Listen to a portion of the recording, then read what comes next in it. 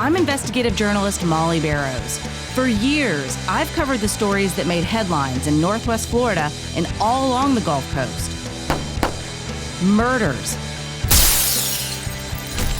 missing persons, and mysteries of all kinds. These cases are far from over for many victims because the full story has yet to surface. Join me for Gulf Coast Confidential, where I dive into the saltier side of the South and expose the lies, greed, and corruption that often weighs down the truth. It's time to turn the tide and get a shot at justice.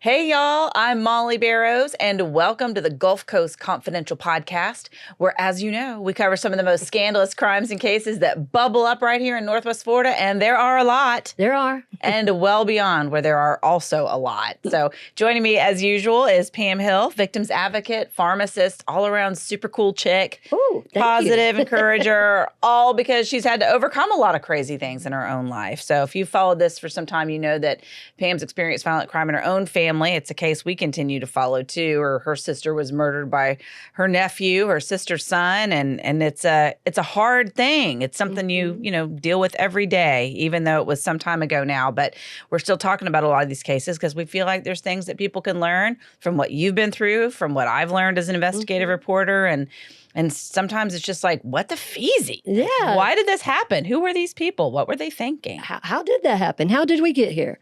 Yeah. But I do enjoy being able to talk to you about feelings and things like that and not think I'm a weirdo. So No, I love it. I know. I never dreamed when I first started going into journalism that I would end up doing these sorts of stories, but I think these are the ones that I naturally gravitated towards. It's other people's pain. I want to help them not feel it. I want to help other people not experience it if we can possibly do that. Right. Like a cautionary tale. But you do help those of us that are in the throes of it walk it out. Yes. And there is a lot to walk out. And even in this latest case, this was not one that I had heard about before until you mentioned it to me. This episode that we're talking about today is called The Bitter Ex, Big Bucks, and the Bomb, the Gary Triano story. And for local folks in Pensacola, they might be like, Bitter Ex, Big Bucks, and the Bomb. Is that Ron Samuels? But right. Or Judy Buenoano. Or Judy Buenoano. Yeah, right. Because Ron Samuels was not, he had a murder for hire plot, but his was the Bitter Ex, though. He was the Bitter Ex. And, Big bucks. At some point, he had some big bucks. Yeah. I think towards the end, he was not as. So they're mixed together. Right. Judy was wanting to get big bucks. I Oh think she had some Bitter Exes until they died. And then she did use a bomb on her last victim. But yeah, so the Gary Triano story, this guy's out of, he's a millionaire real estate developer out of Arizona. So that's predominantly where this case takes place. And I guess it was like, what, 1980s, 1990s era? I think it was like during that time, 1996, I think, during that time. I'll have to check on that. Yeah, I think it's, I think I've got some notes that we're going to be getting into those details here in a second. But in a nutshell, basically, this is a story of a murder for hire plot that involved Gary Lee Triano. He died after his relationship with his second wife blew up in his face. Not long after that, so did the car he was in. And that's what did him in. And as you might imagine, the police found a tie to the second wife. Yep, the bitterest of them all. Yep, and here's that date. It was Tucson, Arizona, 1996, the year that I graduated from college. Yeah, so just yesterday. Yeah, a few days ago. Right, but it's funny because these two murder trials took almost 2 decades to even happen. Right. 18 years just about fooling around with these folks, just not staying where they were at. This is called the Trial of the Century of Tucson. Wow. So tell us a little bit about who Gary Lee Triano was. Gary Triano, he was a good-looking, flamboyant, tall, dark-haired man. He was fun. He played big. He dealt in the big bucks and stuff. And the reason I don't call him wealthy is because we'll see why in a minute. Because just because you're moving cash around doesn't mean you're wealthy. It means you're touching some cash or something. And you want people to think you're wealthy. Right. So he's this guy. He loves to play golf. He's fun. People enjoy being around him. And he just is charming. You know, that comes in almost every one of these stories we tell. It does. Well, I guess you have to be charming to be an effective salesman. Right. It sounds like that's what he was in part. Right. And a real estate developer. developer. That was his main thing. He had his own plane. He liked to do things that were a little bit dangerous or daredevilish. And so he was attractive to people. He had a first wife named Mary, and he had 2 children with Mary. And she was probably the woman he should have stayed with. Oh, sure. Classic tale. Yeah. And then they get a little money. They get a little closer to middle age. The young hot thing comes along. You're like, I'm going to get an upgrade and see how well that works out. But it wasn't exactly an upgrade. He should have stayed with Mary, if you ask me. Right. But here comes along Miss Model and Pamela Ann Phillips. Pamela Phillips, that Pam girl, she's going to cause some trouble. She's hopping in there. Damn, Pam. I know, right? Be careful. But they have her popping in there, and she was a model, and she sold real estate also. I don't know that she was a developer. She was an agent. Right, and she loved money. Money was her thing, and she had to have a lot of it. So basically, she was always looking for the next ATM, a.k.a. sugar daddy, type of thing. So she laid eyes on Mr. Triano and thought maybe he would be it. And this is kind of tacky right here. She laid eyes on Mr. Triano at a yacht party that Mary Triano, his wife at the time, was throwing the party. So she didn't let a little thing like him being married stand in the Or way. it being her party or her husband. Yeah. No, that doesn't get in her way. So there they are, those folks. So that's how we start out. And Gary, he loved to play golf. So when he goes to play golf one day, he goes back out to the Lincoln Town Car that's parked in the La Paloma golf course area there. Yeah, it's a country club. It is. And he had just played golf with one of his friends, and they'd had a drink, and they had shaken hands, and he's walking out to his car. And it was a borrowed town car. I don't know why he borrowed someone's car. It could have been maybe a getaway car later. I don't know. But he looks over there in the passenger seat, and he sees a blue gym bag. So as you would do, he didn't, that's why I have my keys here. He didn't ever lock his house or his cars or anything. I mean, he's got all these things, but he was just that guy.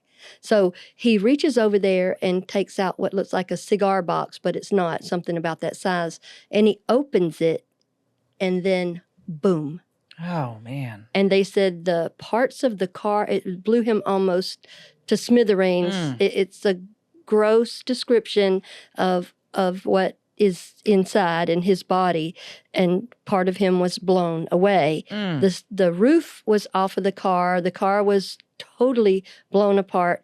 The windshield was found in the country club pool, which was over a bunch of trees and in the pool. And parts of the car were found on people's roofs. So this pipe bomb that was in there, it was about 17 inches long, and they could look at it and tell, because he ran with some folks and he did some deals he shouldn't have done. So there was some speculation that he had some mob connections, or that it could potentially be a hit. Right. Or he owed people money, or they said he was, like a rounder in this business. He not exactly, going to put it down for it to be the way to do business. He just did business. So he had access to a lot of money. So they just thought, man, this was a revenge killing type of thing. And so they look and they go, well, it's kind of clumsy looking. The mob wouldn't have made a bomb like that. They would have made a bomb. So they were looking at that. So then they get to thinking about that it's homemade. Interesting. And so that's when they start taking a closer look at the people in his life. And that's when they find out that Pamela had taken out, a $2.5 million life insurance, or maybe $2 million $2 million life insurance policy on him just in the months leading up. Right. That she had made, because they'd also had 2 children together, and but they were minors at the time. So she had made them the recipients of the policy, which of course she's going to be the one in control of the money because they're minors. Definitely. And before we go there, they started looking at his friends, at people that were close to him. And Gary Triano had this kind of like bratty friend. His name's Neil McNeese. And he was a rich guy, and he was a drug addict, and he did a bunch of crazy stuff. They sold jewelry back and forth to each other. Weird. Yeah, right. And one of them had flim-flammed the other one out of, like, telling him it's a real valuable ring when it turned out to be cubic zirconia. Okay. So I think it was McNeese that said, I'm going to kill him, and I'm going to kill him big. So everybody's going to know that I killed him. Well, that would qualify for killing somebody big. I can see why they'd be like, Yeah, right. And then so also Gary Triano was involved back then when Indian bingo was real popular, and there wasn't a lot of taxes that had to be paid and this, that, and the other. He knew how to twist that around. The foray into gambling, right. Right. So he was with gambling. He'd lost a lot of money in gambling. He had lost a lot of businesses. He had caused a lot of people to lose their jobs. He just went through, of course, he has access to money, but he's really not wealthy. He's just kind of churning it through a business. A shell game. Right. And to me, someone that goes around collecting money like that or taking it or doing whatever, you're not wealthy. You're like a criminal. Right. It doesn't sound like he was very stable. No, he wasn't. And he did that. The first wife, she was the best thing for him. She kept him to where he was semi-honorable. I mean, she couldn't control a grown man by herself, but she even cared about him so much when he'd get himself in a bind with the child support with Pamela. Mary, his first wife, would give him the money to pay Pamela so she wouldn't cause problems for him. Wow. She did care about him. She did. She really did. He did throw away a good heart and a good relationship. It's not unusual. And it's sad, unfortunately. Right. So people are thinking, maybe Pam is the one that did this. But right after this happens, Pam... First of all, after their divorce, she goes to Aspen. She likes that après-ski type of life. Everything to do with skiing and snooty Aspen, she loves. So that's where she was all the time. Imagine that. So that's where she was all the time, and with her $2 million. But this $2 million keeps coming into play because if she's not going to go kill him herself, so she has... Where she lives in Aspen, there's a man that lives next door to her that's kind of got eyes for her, and he's a financial advisor, and he comes over to tell her financial advice, so to speak. Well, I think they get to talking back and forth, and so she kind of recruits him. And this is Ronald Young. Ron Young, that's right. And he was a weirdo little guy. He kept a lot of notes, even on what they were discussing, which was illegal, wrong, immoral murder and bombing stuff. So he kept a lot of that. He kept a lot of cassette tapes, and he just kind of, he was kind of like a quirky, bitter little person. Well, that's weird to even, if you're going to have those conversations, why are you recording them? Yeah. Sounds like he wanted to play both ends against the middle. Right, against her. Because I think he always knew she's a little sneaky. She was pretty back in the day. Not so much now. I mean, she could be, I guess, attractive, but back in the day, she was a head turner. And I think she used some of that seduction to get Ron Young. But Ron Young, he had done some little low-level crime, and at some point, the police had found a van that he had in California. It had kind of doing some of his other stuff. And it had the divorce papers of Pam Phillips and Gary Triano in it. I read that and it blew my mind. Yeah. I was like, good help is hard to find. So come on, buddy. Yeah, the divorce papers. Right. It's like Scooby-Doo does better work than this. Exactly. And so this is, like we said, this took 18 years or so. So he's doing all this crazy stuff in between. So they find that van, and he somehow ends up on America's Most Wanted. Yeah, and he was in Fort Lauderdale, Florida. Yeah, he was, I love that. Yeah. I kind of grew up in that Jacksonville, St. Augustine area, so we'd go on field trips or take weekend trips to Fort Lauderdale because you could drive on the beach there. And there's a lot of, back in the day, it just was that place where you could vacation, but it's lots of Florida man stories. I think y'all all know what I'm talking about, but I don't necessarily need to get into it. But when they said another show, right? They were like, right? It was like Fort Lauderdale, Florida. I was like, yeah, baby. I bet he was down there with some airbrush T-shirts, hanging out on the beach, trucker hat, maybe visiting an alligator farm. Probably. Well, he was having a good time down there until he got caught. But so the way he got caught is on America's Most Wanted. I love that show. I did too. I watched that religiously. Yeah, I'm like looking around at everybody that I wish I knew somebody that did something wrong. I'd tell him. Well, guess what? If you were his chiropractor, you could have done it. Wow. So the chiropractor, he was the one that blew the whistle. The chiropractor called him and said, I've got somebody coming in tomorrow named Ron Phillips, not Ron Young.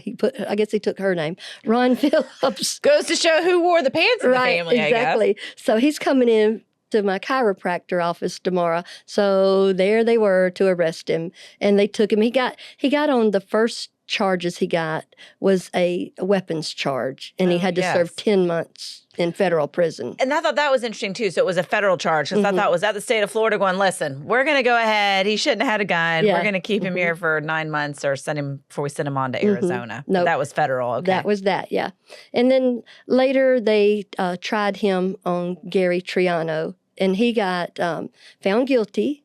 And he has 2 life sentences, I believe, on that. But see, here's Pamela still out here flitting around. By this time, she has fled over to Switzerland and Austria. Yeah, so that's around 2009. Yeah, so she's over there and she loves it, because if Aspen is snooty and good skiing and good life and everything, and one thing about Austria is that she was protected over there, that they couldn't, what do they call it? Extradite her to here, but they helped extradite her under the promise that they would not give her the death penalty if she was found guilty. That's interesting. Yeah. So I think some of the other countries, the European countries, they are real adamant about that. Because I've noticed that when they've had somebody in another country and they say, no, we're not sending them back. They don't support capital punishment. Exactly. So that's where she is. Well, now she's That's back. where she was. Right. Yeah. And then they get her back to the United States.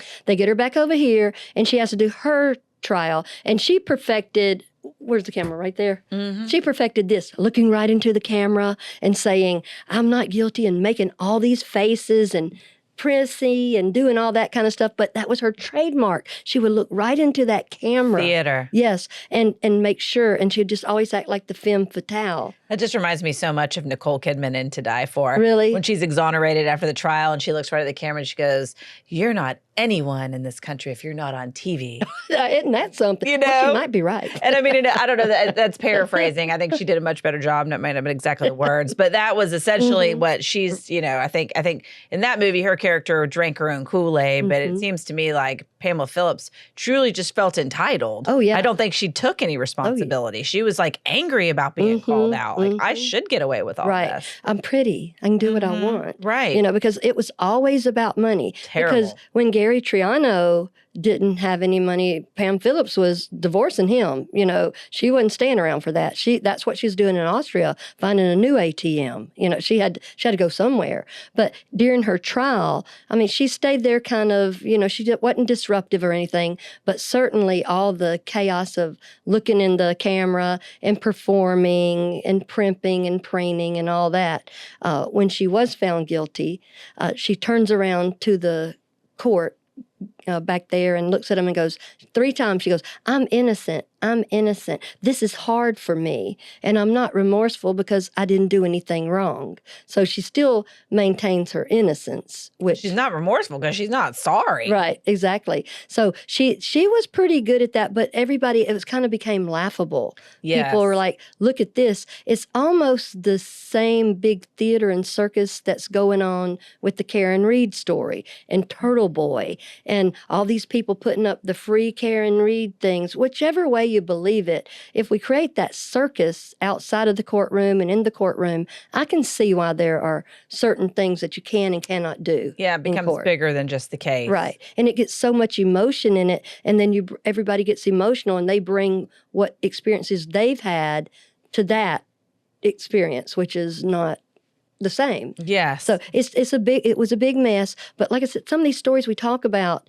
happened 10, 20 years ago. If these were happening now, can you imagine with social media and definitely all kind of stuff and the internet and TikTok and Instagram and everything? It really, this was all muddied water anyway. Yeah, absolutely. But yeah, it was, I guess, I'm sure his family and his children were happy to see that she was convicted of first-degree murder and sentenced to life in prison. And so was Ron Young, too. He was also, but it did remind me, too, about her being, when you were describing the way she said, this has been hard on me, I didn't do this. Also reminded me of Judy Buñuello. Yes. And we've got an episode on that called I'll Do the Cooking, where we recap her case. She's a Pensacola-based serial killer, although she killed in various places.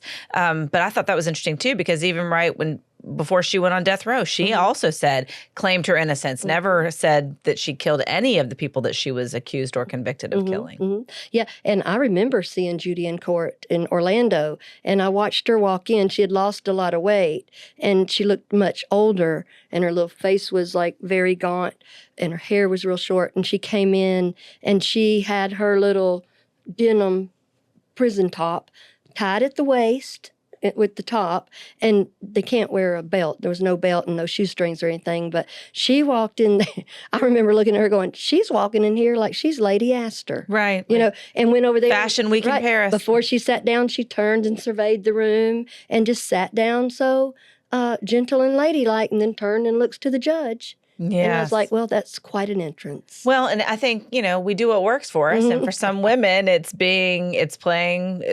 up to your feminine traits and qualities and even right till the bitter end. Right. And that's what she did. So it's something. And one of the things Pam Phillips had done, she had a business called Star Babies. And what it was, this is as way out there as it is, that it was astrology for your baby or child.